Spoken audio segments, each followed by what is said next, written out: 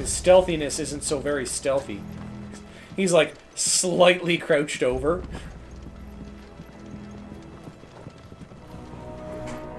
This is... Yeah, so what Assassin's Creed is this?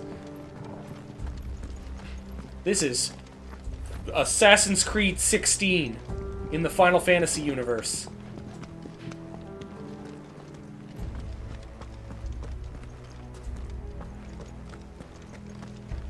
Oh, I see a chest. I see one. I knew there'd be one around here somewhere. Why would they let me go down the ladder otherwise? Oh. It was just money. I thought it might have been something good. It's probably hard to crouch in that knee armor. It is definitely not. I've worn just as such. Dion and Joshua were the youngest to awaken. Hugo, the oldest, 22. Alright, not quite empty. Let's get this over with. Yeah, no, like all that stuff there on the side, like all that, the knee part there is all hinged. It's just the front part of it that's like a flat. Whee! I swear this passage used to be secret. That poor table. What did that table ever do? Where's my flanks? I do. I LARP, and our LARP requires you to wear like actual combat-ready armor to make combat fair. Because like if you're doing like a lot of DPS and like you're up front, and you're like said to have like heavy armor, like full plate or like chainmail and stuff like that, you shouldn't be moving as quick as people just wearing leather armor.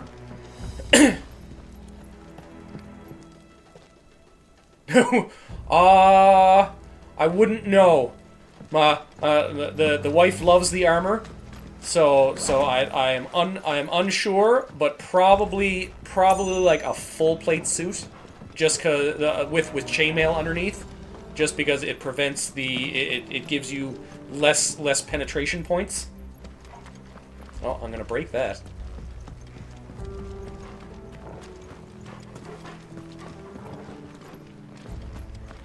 Yeah, no, I wear a combination of chain and plate right now, but I'm looking to change it to chain with scale.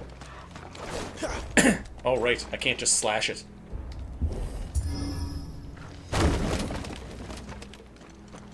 He never stood a chance.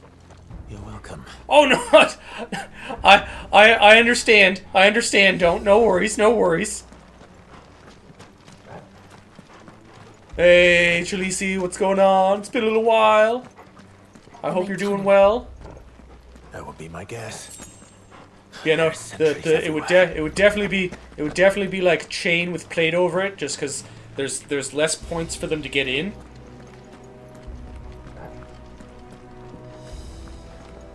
But unfortunately, you need the movement spots.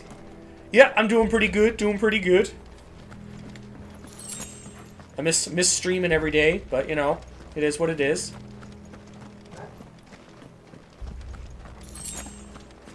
Oh, some more chunks of All wormrite. good things must come to an end. We might have a bit more company from now on. Oh no, not company. Let's do this. Over here.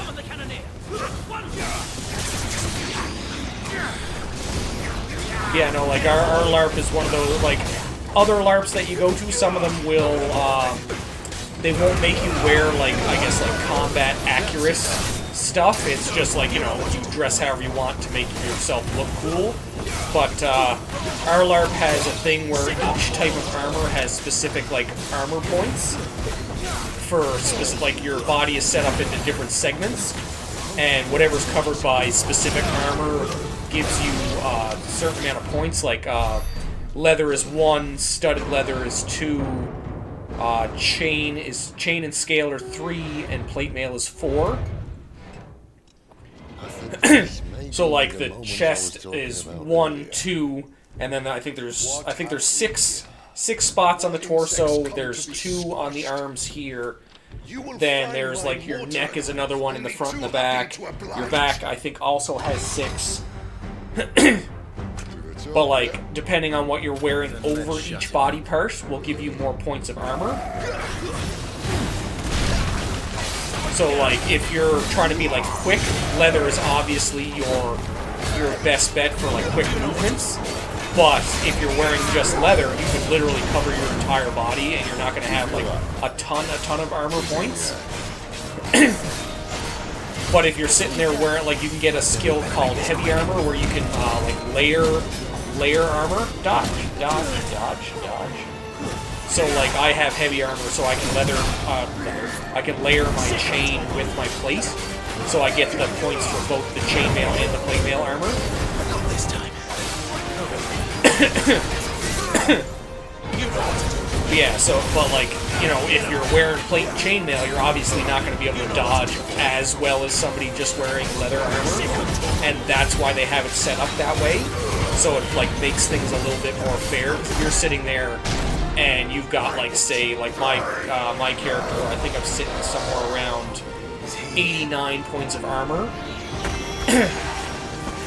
it's going to be a lot harder to kill me because you have to get through, usually, because there's certain magics and stuff that will go through armor and go directly to your body points, because for, like, I guess health reasons, you have your body points, which are basically your character's, like, actual HP, and then you have your armor points. And if you're doing just, like, straight up regular damage with, like, specific weapons and stuff like that, you do armor points first, and you have to break their armor before you can start hitting their body points. Because even if you're a high level, your body points usually aren't that high. I think level, depending on, like, what class you are, your body points start somewhere around, I think, between, like, 3 and 5 at level 1. But if you've got enough, like, armor, you could be sitting, like, 50, 60 armor points, and then your 3 body.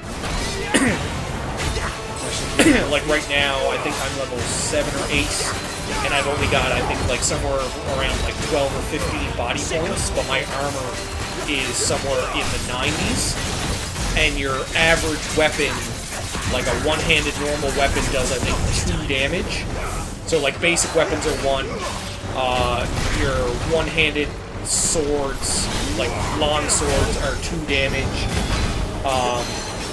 your two-handed weapons, I believe, are 4 damage. So you can see how it's going to take a little while for you to whittle somebody's armor down, but, like, once you get to body points, it's like somebody's got 12 body points. You're not going to...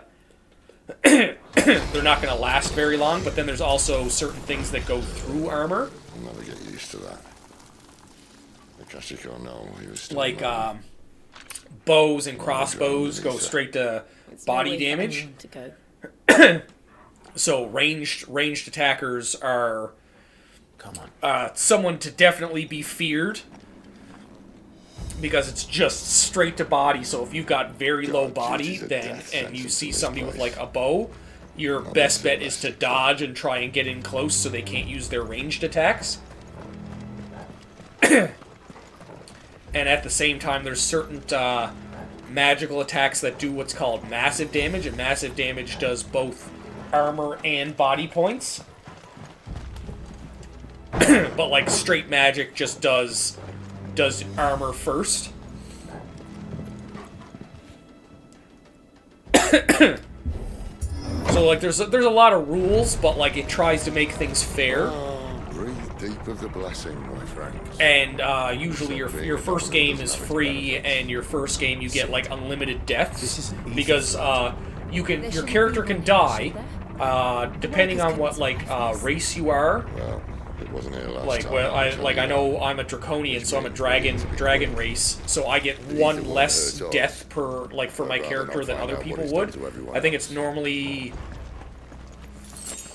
2.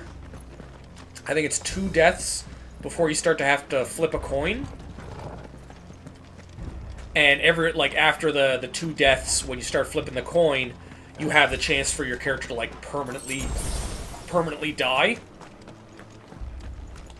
Which kind of sucks, because if you spent all that money and time into building them up and then they die, you know, it is what it is, right? But that's where it makes you, like, think more strategically and try to, like, get good at fighting, or, like, you know, pick your class and abilities, like, responsibly. Because it's not just, you know, I'm going to get into combat and just, you know, do whatever I want, because that will end very badly, especially if somebody playing, like, the NPCs and the monsters are a better fighter than you are. Too far gone. But, like, at the same time, like, our LARP is very, very story-oriented, and it's not just, you know, combat, combat, combat. There's, like, you can get out of situations with talking, you can get out of situations through, like, your combat. There's quests and events that happen that aren't combat, that you can still get, like, items and, like, crafting materials from. They were there to keep the Akashic in. So there's, like, a lot to do. And, like, there's even people that go to LARP to play strictly non-combat characters. Because, like, there's like, ours is, like, very, very heavy roleplay. Like, anytime you're not in character talking to somebody because you need to learn something, or, like, you're asking somebody, like, an in real life question, you put your hand on top of your head, so that way they know you're speaking out of character.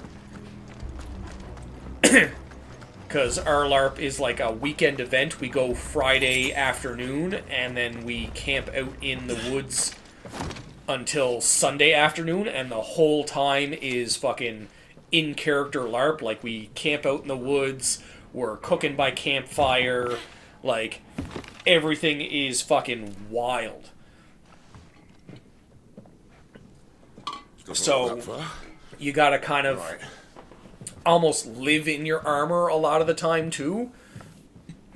Because if you're caught not wearing your armor, then you don't have any of those armor points on. So, like, say, like, my chainmail shirt, I think, is 40 armor points just for all the points it covers. It's somewhere around that, anyways. If I were to take off my chainmail shirt, then I would lose all of those armor points if I was in combat. So, if you decide to friggin' take off your armor at any point, then get into combat, you're stuck with just your body points, which can be very, very dangerous. Spry as I used to be. But at the same time, we do have like our lunch and our breakfast and our supper times, which are non-combat. So they'll sit there and be like, you know, between 12 and 1, there's no combat, but sometimes they'll send out like interactive mods, or they'll send out traveling merchants.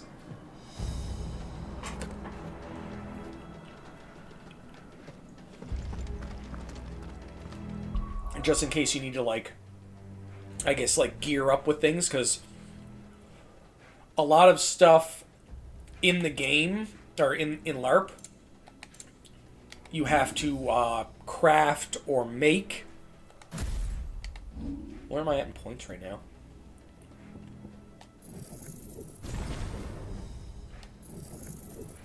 So I use that a lot. But yeah, so you have to, like, craft and make them. So, like, a lot of the times, you have to make them before game usually, but sometimes they'll have segments during... Oh, what's going on? Oh, okay, that's fine. But sometimes they'll set up events so that you can either buy the things that you would normally try to make, or, like, trade some of your in-game items or materials so that you can get them from shops, because you can do trading too. Our LARP also has their own currency. They get actual coins made.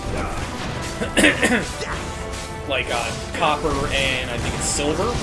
And yeah, copper, silver, and gold. I forgot we had gold coins. But so what you can do is sometimes you can talk to one of the people running the story. Like, we have, like, actual, like, GMs that run things, and, like, what are called shapers. They're the ones that set up, like, the events. They're the ones that play monsters, and everybody has to do what's called an NPC shift during the weekend. Unless they have specific points called frag points that they can pay to not do an NPC shift. But it's better to do the NPC shifts anyways, because you get loot drops to get, like, extra items.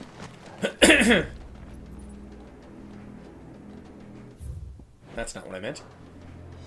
But, you can talk to the shapers to be like, okay, like I'm trying, like I need to make more of this item. It's like, can you send somebody in that's like either a merchant or somebody that, or like, can I make some of these in game? So there's a lot of. Where's my? Do I not have a map? I do not have a map.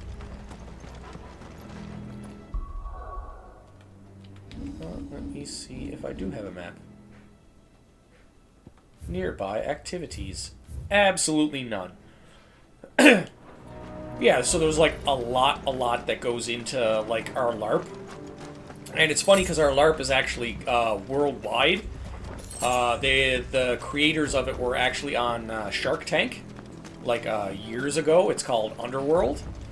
So like if you look it up, depending on where you're at, you might find that there is a guild near you, or you can actually apply to open up a guild around you, and your characters from like if you make a character in a guild, you can actually pay to transfer it to a different guild. Like if you decide to travel and find out that they're having a game like during a day of the week or like the weekend or whatever, you can pay money to transfer your character there for a little while so you can gain more experience and stuff.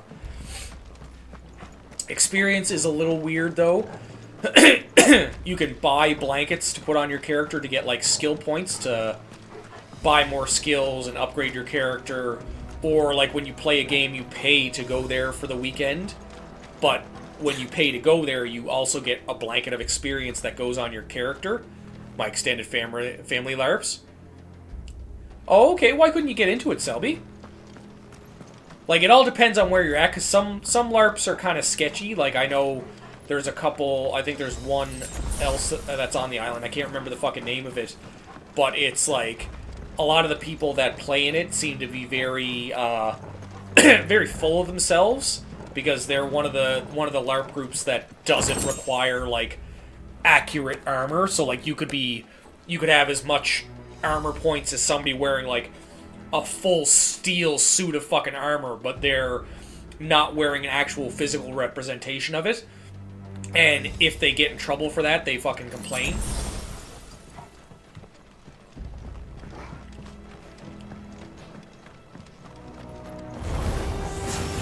Well, Get him, boy! Sick him, Torgal! There, boy! oh, money and you found it boring? Okay. See, that's one of those things where, like, that could be a problem with whoever's running it.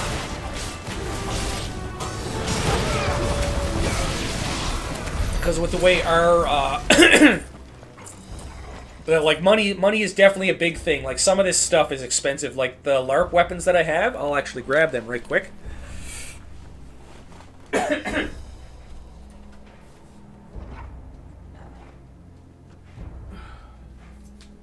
Like, see if I can get this fucking... This is fake, TikTok. This is fake. Two friends use bows. Oh, okay. I'll get this a little bit closer. Just give me a second there. Where are we at? Yeah, there we go. Yeah, like this is one of my my LARP swords.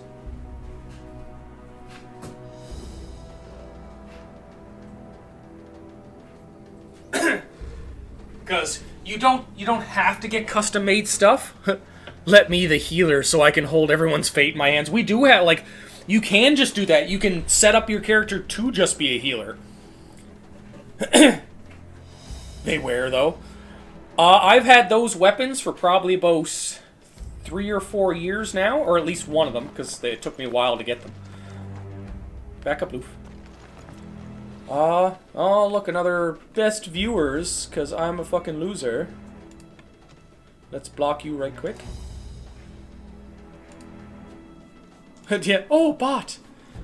Yeah, no, like, the costumes are definitely one of those things where it's like, oh, like, this is so awesome, and, like, the weapons and stuff, too, but, like, all of the stuff is definitely very expensive. Like, those, I have 2 swords, one's like that, it's purple and black, the other one I have is white and gold. I'm best viewer. And, like, I think they were, like, $200 or $300 a piece. I don't see anyone in armor. Oh, that sucks.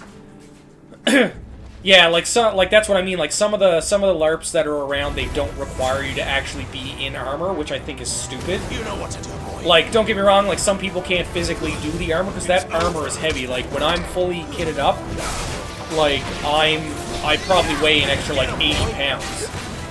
Oh, your family makes their armor.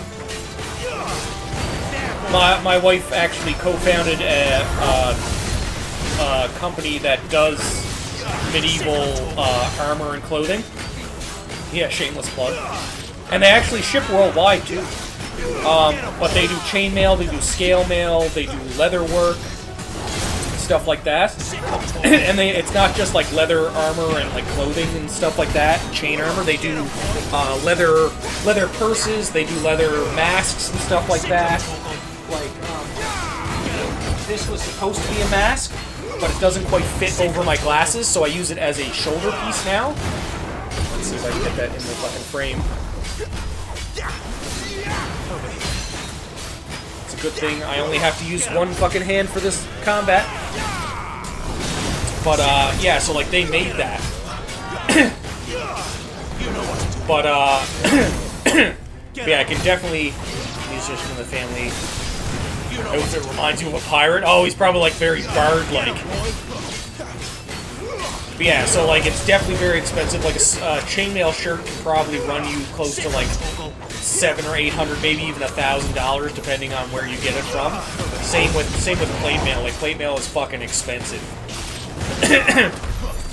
So, like, depending on where you LARP, like, if they require, like, proper or physical representation of your armor, it can be fucking expensive. Like, I definitely understand that. Like, like, my armor is fucking hand-me-down from the wife, because she's been LARPing for a lot longer than I have. She's the one that got me into it.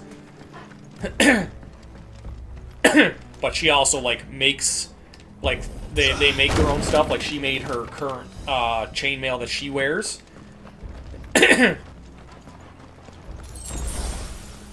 But, like, the weapons in general are, like, expensive if you're trying to get custom stuff. You don't need custom weapons, but, like, you know, if somebody's playing and they have, like, specific weapons that they had, like, made in-game, like, of course they want, like, a really cool-looking fizz rep of it. If I had enough pull tabs from soda cans, I'd make chainmail. You can actually just buy rings, Selby. Like, I realize you're in, you're a little out of the way.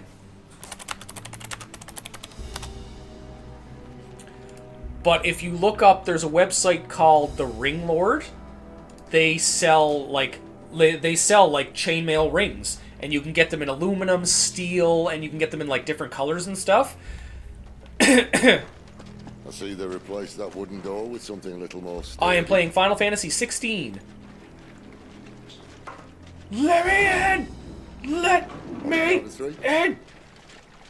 But yeah, so, like, you can just order, like, a giant box of rings to make chainmail from the Ring Lord and just make your own. What happened to Say they also sell the scales as well, so you can also make, like, use the rings and the scales to make scale mail. Aye, seeing as you're trying now. Yeah, they were just talking about the pop tabs. But yeah, because, like, our LARP, Sid is such a dad with his As if jokes. that was gonna keep You us leave out. dad jokes alone. We need it to survive. But yeah, so, like, in our LARP, depending on what your chainmail and scale mail is made out of, you can actually get less armor points. Because if you're using aluminum rings are obviously lighter, so you get less. Why couldn't they just shoulder the gate? That would hurt. Like shoulder, and you'll get a lot more strength out of your legs.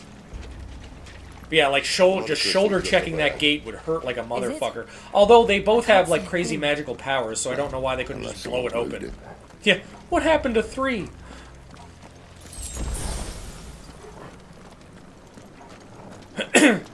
Yeah, so like depending on like where the LARP is, who's running it and stuff, I can definitely see where like it might have gotten boring. Like our LARP, I started to talk about this before, but I got sidetracked. Yeah, knock knock, anybody home?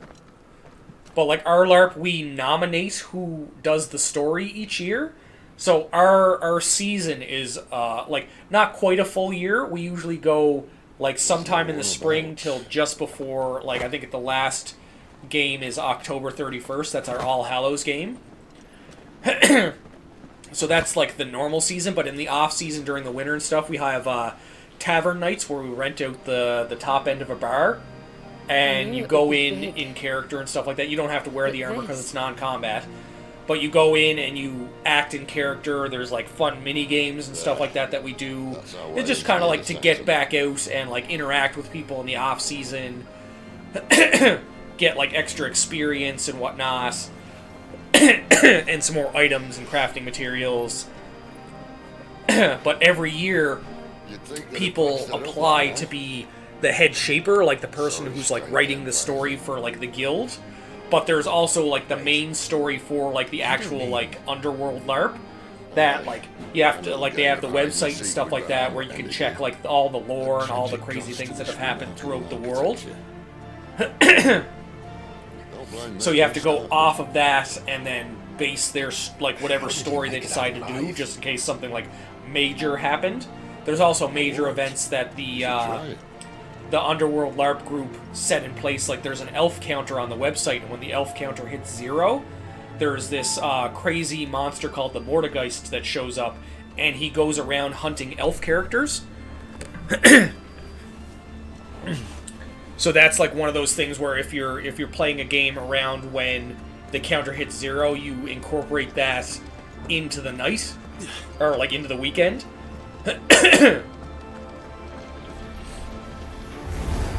Oh, here we go.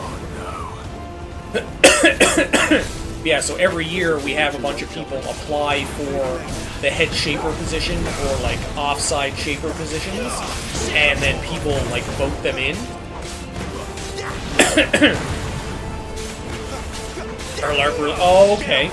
Yeah, no, like our LARP is very, very like there's a lot that goes into it. Like since it's such a big group.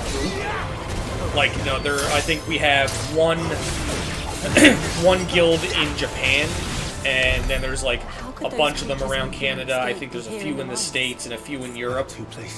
Like they're very, very big. So, like, there's a lot that goes into it, a lot that goes into picking, like, who our shapers are and stuff like that. I think it's just a family get-together with friends. Oh, okay. Which might be, like, the aspect of where, like, it kind of got boring for you, because there's, like, not a lot of people that are heavily looking into, like, actually setting up a story. Your beloved. Good old Clive and his fancy armors. I'd love to have a set of armor like this for LARP. The wife is currently in the process of making me a cape for my character. You know what to do. But yeah, so like our process for like getting the story put in place is very intensive. Because you have to submit like why you think you'd be a good head of class, why you think you'd be like a good head shaper, like, you know, what your plan is for the story kind of thing. That way they can like the people in charge of like our guild can like kind of look at it. They do combat, but they make no sense to me. Oh, okay, like how so? Like our combat is very intense. Like we go all out. Like if you hit somebody, you hit somebody. But the way it also works is kind of based on like I'm trying to think of a way to explain this. Like you kind of gotta trust people because like you count your own armor points and hit points for damage. But like you have to call out your damage. So like if I swing at you with like just a normal weapon, and like say my damage, like my swords, I think I'm doing like 4 right now because of like my upgrades. If I'm swinging one of my weapons and it hits you, it's 4 normal damage. So when I swing, I have to yell 4 normal. But if it's like magical damage, you yell 4 magic. If it's 4 fire damage, you yell 4 fire. Kind of like that, just in case somebody has like a weakness to certain things. I saw them set up before I left the park. It looked like... Oh, okay. they do like the two sides and then just a giant combat.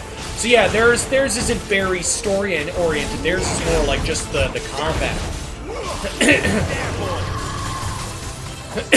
I see a lot of those like videos for stuff like that for LARP. Those kind of LARPs aren't usually very heavy into like the accurate combat. They just go in and they're just, you know, having a good time, which I understand. Like the combat is super fucking fun. But like the one we set up, there's like a whole storyline that's not technically combat all the time. They set up the combat modules. They have we have boss fights and stuff like that. The whole weekend sets up for like a big boss monster fight at the end to like end out the weekend. Now for more beverage.